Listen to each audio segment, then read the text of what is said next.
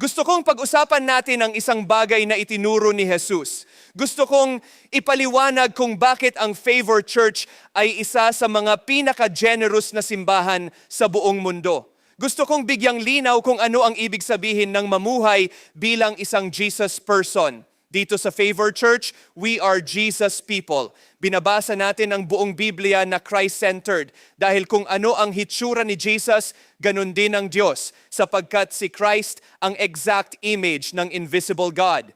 Binigyan tayo ni Jesus ng isang kamanghamanghang vision kung paano makita ang mundo, kung paano makita ang Diyos at kung paano i-apply ang Scripture. Ang buod nito ay matatagpuan sa Sermon on the Mount. Ang pag-uusapan natin ngayon ay tungkol sa dalawang posture na maaari nating taglayin sa buhay. Ang una ay ang pananaw na ang bukas mo ay magiging paulit-ulit lang na gaya ng kahapon. Ang tawag sa posture na iyon ay despair. Ito yung pakiramdam na ang story mo ay nakarepeat lang. May 3 henerasyon na ng addiction, poverty at abuse sa pamilya mo.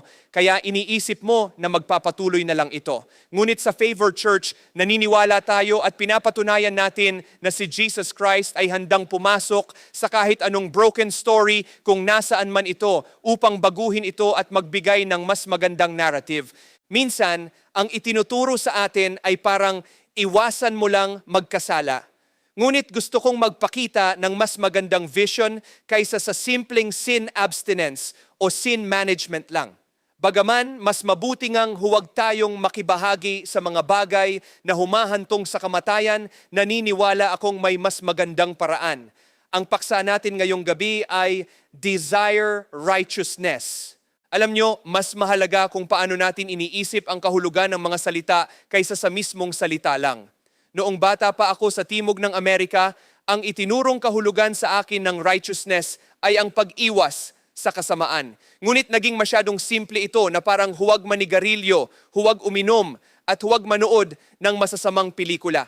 Ang napakalalim na konsepto ni Jesus tungkol sa righteousness ay naging listahan lang ng mga boring na bagay na hindi natin dapat gawin. At malaking problema iyon. Dahil sa ganitong pag-unawa sa righteousness, nabuhay ako sa isang sistema kung saan ang focus ko lang ay ang huwag magkasala. Ngunit para kay Jesus, ang righteousness ay hindi tungkol sa pag-iwas sa kasamaan. Ito ay tungkol sa paggamit ng 100% ng iyong lakas para gumawa ng mabubuting bagay. Kung gisingin natin ang ating sarili araw-araw na may layuning gamitin ang buong lakas sa kabutihan, wala na tayong matitirang lakas sa gabi para sirain ang ating sarili. Mas malalim ito kaysa sa simpleng hindi paggawa ng masama. Maaari mong gugulin ang buong buhay mo na hindi gumagawa ng masama, pero ang totoo ay wala ka namang nagawa. Ito ang sinabi ni Jesus sa Matthew chapter 5, "Blessed are those who hunger and thirst after righteousness, for they will be filled." Ang hamon ay ang magkaroon ng pagnanais para sa righteousness. Kung maaari nating naisin ang righteousness, maaari din naman tayong maging apathetic, ambivalent o antagonistic dito. Sa tingin ko, ang mga tao sa Favor Church ay hindi naman laban sa righteousness, ngunit baka tayo ay naging apathetic lang sa loob ng mahabang panahon. Baka pinalalampas natin ang bawat araw na walang pagnanais para sa righteousness dahil lang sa hindi naman tayo gumagawa ng masama. Ngunit ang vision ni Jesus kung paano dalhin ang langit dito ay higit na mas mahalaga kaysa sa pagiging grupo lang ng mga taong umiiwas sa masama. Dito sa Favor Church, gusto nating maging grupo ng mga taong gumigising araw-araw para dalhin ang langit sa bawat lugar kung saan may impyerno. Naniniwala tayo sa heaven at hell pagkatapos nating mamatay. Ngunit hindi lang ito tungkol sa pagpunta sa heaven kapag namatay ka na. Kung ang buong Christianity mo ay ang maupo lang at maghintay na mamatay para mapunta sa langit, napaka-boring niyan. Maliban na lang kung 107 years old ka na, kung saan talagang malapit na ito at gusto mo na itong mangyari. Ngunit kung nagising ka ngayong araw at hindi ka pa ganoon katanda, nangangahulugan itong mayroon kang infinite possibilities na makipagtulungan sa Diyos upang dalhin ang langit sa mundong ito. Bibigyan kita ng $10,000 kung maipakikita mo sa akin kahit isang beses na inihinto ni Jesus ang kanyang sermon para lang papiliin ang mga taong tanggapin siya bilang personal Lord and Savior para lang mapunta sila sa langit kapag namatay sila. Hindi iyon ang mensahe ni Jesus. Mas malalim ang mensahe niya na dapat ay nararanasan mo na ang langit ngayon pa lang para hindi ka mabigla kapag nakarating ka na roon. Subukan mong basahin muli ang lahat ng sinabi ni Jesus tungkol sa langit at tanungin ang sarili mo kung magugustuhan mo ba ito roon. Halimbawa, sinabi ni Jesus na ang langit ay isang hapagkainan para sa bawat tribe, tongue at race. Paano kung ikaw ay isang racist? Paano kung ang isang racist ay tumanggap kay Jesus para sa kapatawaran ng mga kasalanan, tapos pagkatapos ng 8 segundo ay namatay siya at nagising sa langit? Doon ay katabi niya sa mesa ang lahat ng lahi at tribo. Kaya para sa kanya, ang langit ay magiging parang impyerno. Ang paanyaya ni Jesus ay huwag nang hintayin ang langit para maalis ang racism o anumang masamang ugali sa ating buhay. Kung anuman ang hindi nababagay sa langit, alisin na natin ito ngayon pa lang habang nabubuhay tayo. Bakit pa natin ito ipagpapabukas? Ang vision ni Jesus ay ang magising tayo araw-araw na nagugutom at nauuhaw sa righteousness. Ito naman ang pananaw ni Paul sa Romans 14. Ang kaharian ng Diyos ay hindi tungkol sa pagkain at inumin, kundi tungkol sa righteousness, peace at joy. Ang sulat sa mga taga-Roma ay isinulat para sa mga Hudyo at Gentile na may iba't ibang pananaw at tradisyon. Sinisikap ni Paul na turuan silang tanggapin ang isa't isa sa kabila ng kanilang magkakaibang convictions. Ang mga Gentile ay nagmamalaki dahil gumagawa sila ng tama kahit walang kautusan, habang ang mga Hudyo naman ay nagmamalaki dahil ipinagkatiwala sa kanila ng Diyos ang kanyang mga salita. Nagtatalo sila tungkol sa mga maliliit na bagay gaya ng mga bawal kainin at kung paano mamuhay ng tama. Pareho nilang sinusubukang diktahan ang moralidad ng iba batay sa sarili nilang mga paniniwala. Ngunit sinabi ni Paul na ang kaharian ng Diyos ay hindi sa pamamagitan ng pagpilit ng ating mga conviction sa iba. Ang moralidad ay hindi nasusukat sa pagpilit sa iba, kundi sa kung paano natin sila mamahalin sa kabila ng ating mga pagkakaiba. Kaya naman ito ay dumarating sa pamamagitan ng tunay na righteousness. Ano nga ba ang kahulugan ng righteousness sa kanila? Sa wikang Hebrew, ang salitang righteousness at ang salitang generous ay iisang salita lamang. Para sa mga nais ng maayos na paliwanag, hahatiin natin ito sa 4 na bahagi. Una ay ang giving at receiving. Pangalawa ay ang tikkun olam o ang pag-aayos sa mundo. Pangatlo ay ang righteousness at generosity. At pang-4 ay ang seeds at fruit. Simulan natin sa giving at receiving. Baka nag-iisip kayo kung pera ba ang pag-uusapan natin ngayon. Oo, kasama ang pera, ngunit higit pa rito ang ibig sabihin ng pagiging bahagi ng sangnilikha. Para maging matagumpay sa anumang aspeto ng buhay, kailangan nating matutunan ang sining ng giving at receiving. Gaya na lang ng ating paghinga kung saan kailangan nating huminga ng malalim at pagkatapos ay mag-exhale. Kailangan mong tumanggap at kailangan mo ring magbigay. Katulad din ito ng pag-inom ng sapat na tubig o pagkain ng sapat na calories araw-araw. Kung tatanggap ka lang ng tatanggap at hindi ka maglalabas, tiyak na magkakasakit ka o mamamatay. Sa buong mundo, ang Dead Sea lang ang tanging tumatanggap ngunit hindi nagbibigay kaya walang anumang nabubuhay doon. Kung matutunan nating magbigay ng hindi tumatanggap, tayo ay mawawalan at mapapagod. Ngunit kung tatanggap lang tayo ng hindi nagbibigay, tayo naman ay magiging toxic. Sa tradisyon ng maraming simbahan, ang palagi nating naririnig ay magbigay, magbigay at magbigay. Ngunit hindi naman tayo tinuturuan kung paano magpatakbo ng negosyo o magpaunlad ng sarili, kaya nararamdaman nating kulang ang itinuturo sa atin. Kailangang maging balanse ang pagtanggap at pagbibigay sa ating buhay. Ang pangalawang ideya ay ang tikkun olam o ang repairing of the world. Hindi lang tayo narito para maghintay na mamatay at pumunta sa ibang lugar, kundi para makipagtulungan kay Jesus na dalhin ang langit sa gitna ng mga pangangailangan ng mundo. Pag-usapan naman natin ang righteousness at generosity. Sa wikang Hebrew, ang dalawang ito ay iisang salita lang. May 2,016 na talata sa Biblia na nag-uugnay sa righteousness at generosity na mas marami pa kumpara sa pinagsamang talata tungkol sa panalangin, pananampalataya, langit at impyerno. Ang salitang Hebreo para sa righteousness ay sedak at ang para sa generous ay sedaka. May isa pang kaugnay na salita ang sadika na tumutukoy sa isang tagapamahala ng tulong para sa mga mahihirap ng may karunungan. Makikita natin kung gaano kalapit ang ugnayan ng mga salitang ito. Ang righteousness ay hindi lamang pag-iwas sa masama, kundi ang pagpasok sa mga gawaing nagdudulot ng kabutihan at kaayusan sa mundo. Kung pipiliin mong maging righteous sa pamamagitan lamang ng pag-iwas sa kasalanan, kailangan mong lampasan ang righteousness ng mga Pharisees gaya ng sinabi ni Jesus. Ang righteousness na itinuturo niya ay isang regalo na tinutugunan natin sa pamamagitan ng pagiging generous sa iba. Dahil napakahalaga ng paksang ito, nais kong hayaan ang kasulatan na magsalita para sa kanyang sarili. Titingnan natin ang iba't ibang talata mula kay Jesus sa mga propeta at kay Paul upang makita natin kung gaano ito kabigat. Sa Matthew 6, sinabi ni Jesus na mag-ingat tayo na huwag gawin ang ating mga acts of righteousness o sedakas sa harap ng mga tao para lang makita nila. Kung gagawin natin ito para lang mapansin, wala na tayong gantimpala mula sa ating Ama sa Langit. Inaasahan ni Jesus na hindi lang tayo iiwas sa masama, kundi gagawa tayo ng mabubuting gawa. Sinasabi rin niya na patakbuhin natin ang ating liwanag upang makita ng mga tao ang ating mabubuting gawa. Ngunit ang tunay na tanong ay kung ginagawa ba natin ito para lang purihin o dahil ito ang tama. Pagkatapos ay sinabi niya na ang mata ang lamparan ng katawan. Kung mabuti ang iyong mata, ang buong katawan mo ay mapupuno ng liwanag.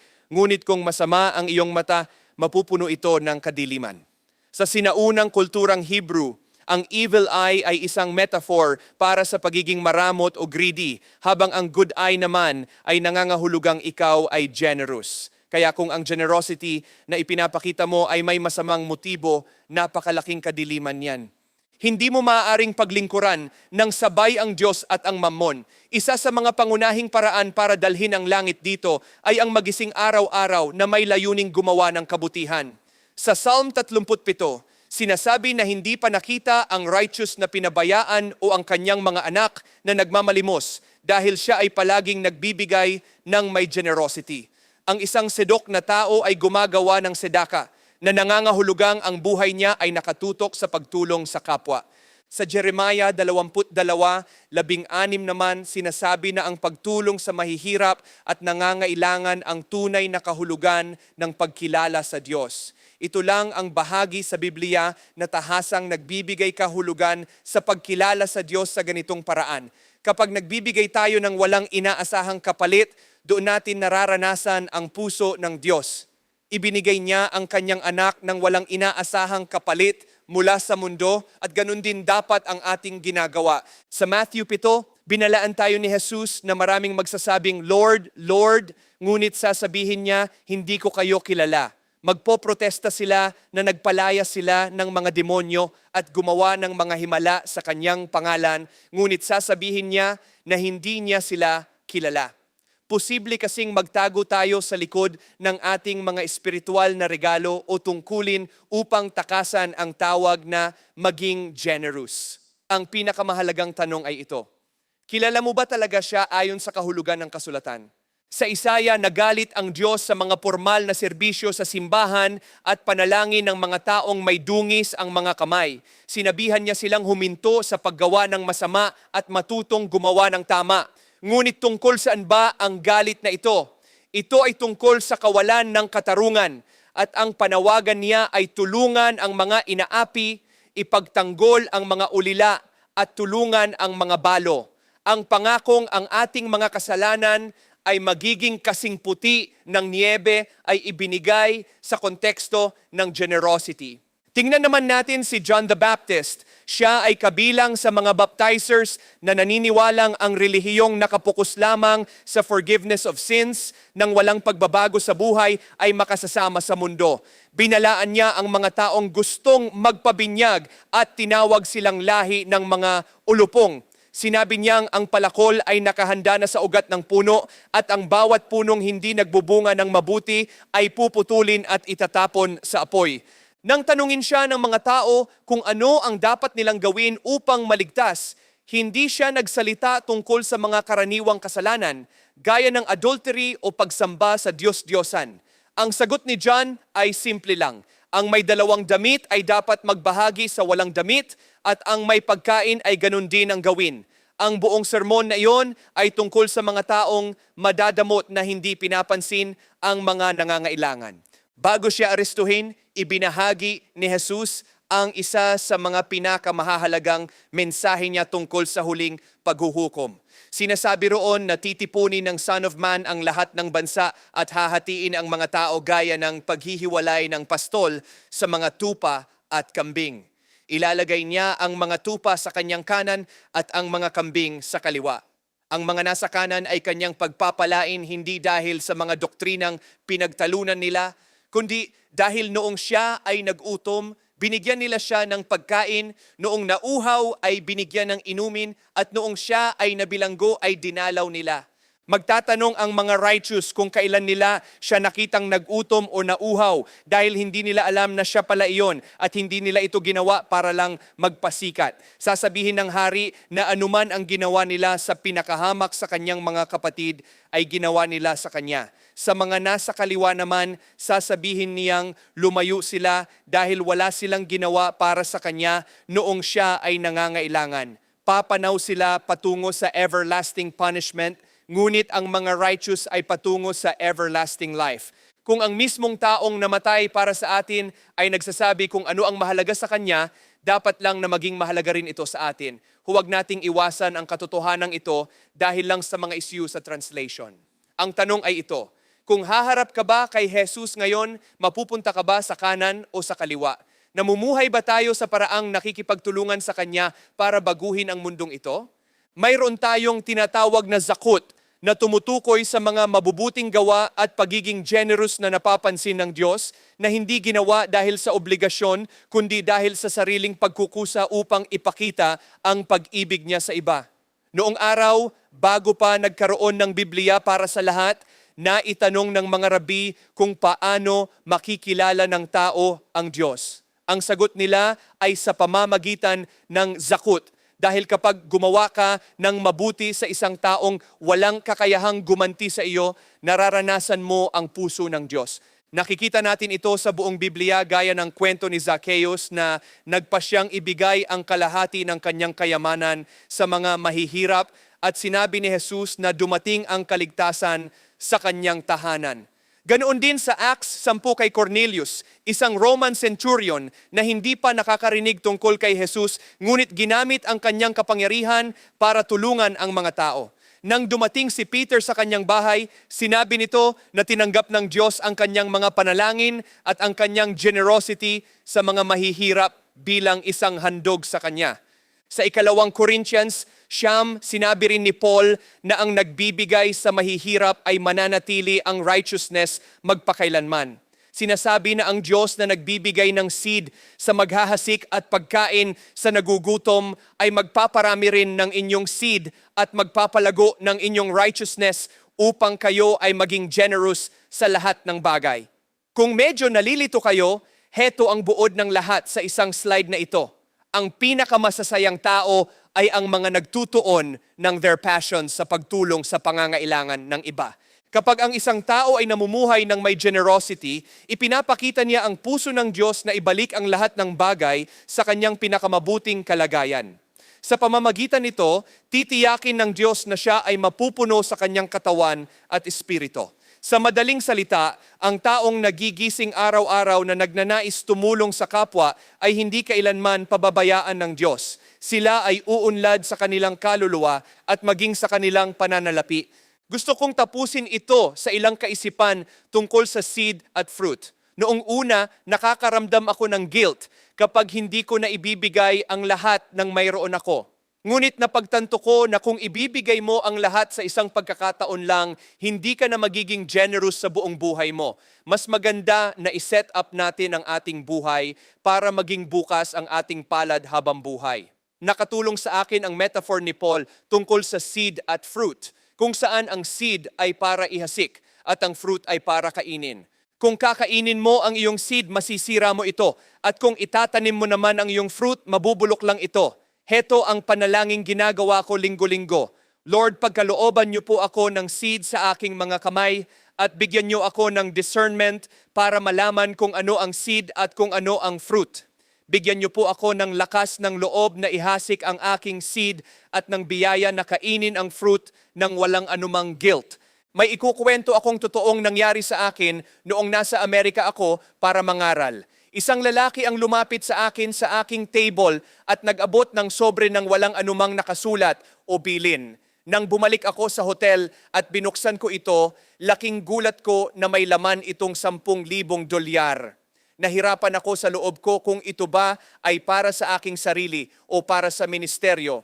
Kaya nanalangin ako at tinanong ang Diyos kung ito ba ay seed or fruit. Dahil hindi ako mapakali, tinawagan ko ang aking pastoral oversight para humingi ng payo. Sinabi niya sa akin na dahil hindi ako mapakali, alam ko na kung ano ang dapat kong gawin. Kaya nagpasya akong i-transfer ang pera para sa ministeryo at pinalitan ko ito sa bangko. Napakaganda ng pakiramdam na iyon dahil parang nalabanan ko ang takot na mawalan ng pera kahit isang saglit lang. Nawala ang takot sa aking isip na magbigay ng ganoong kalaking halaga.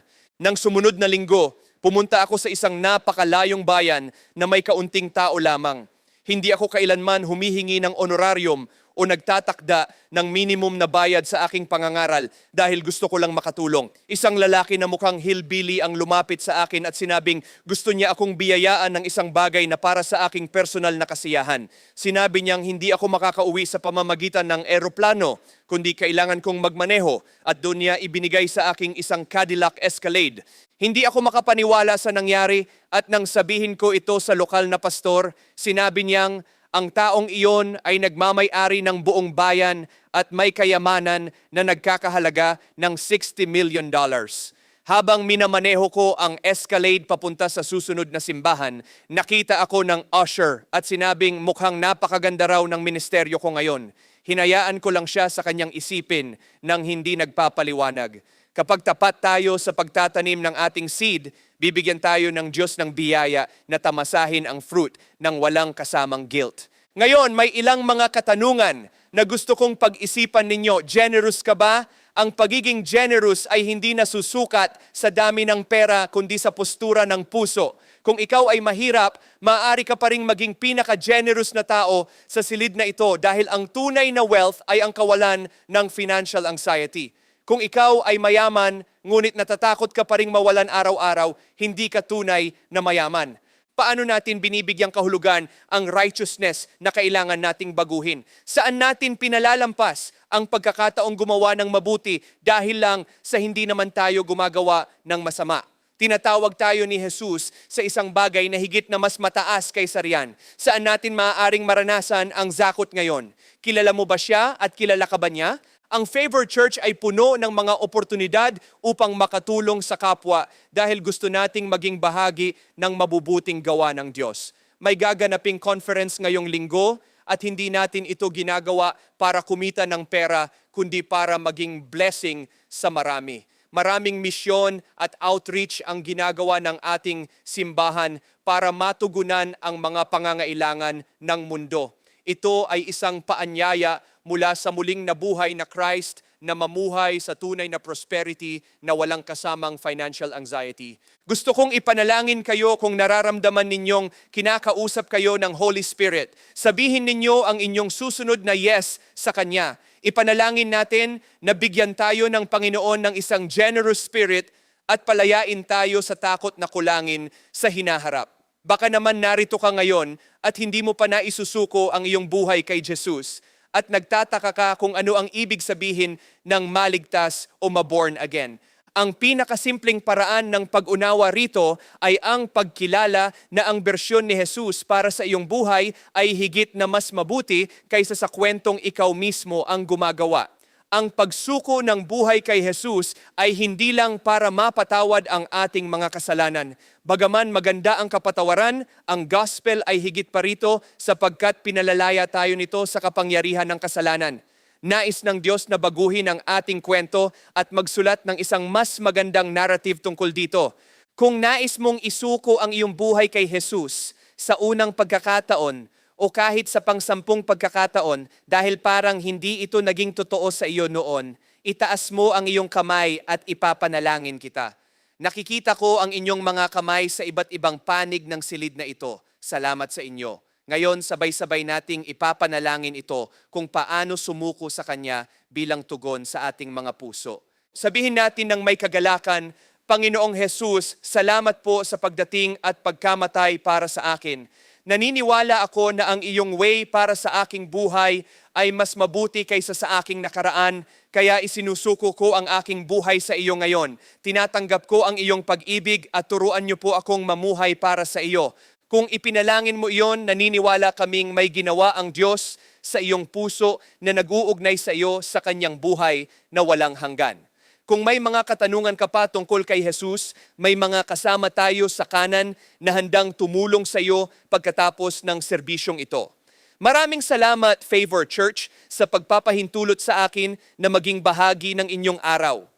Pinagpapala ko kayong maging malaya sa anumang kawalan at umunlad sa inyong kaluluwa at pananalapi. Pinagpapala ko kayo na maging righteous at generous at matutunan ang sining ng giving at receiving. Nawa ay malaman ninyo ang pagkakaiba ng seed at fruit at magkaroon ng lakas ng loob na ihasik ang seed at ng biyaya na tamasahin ang fruit ng walang guilt. At higit sa lahat, nawa ay tunay nating makilala siya. Grace and peace sa inyong lahat hanggang sa conference.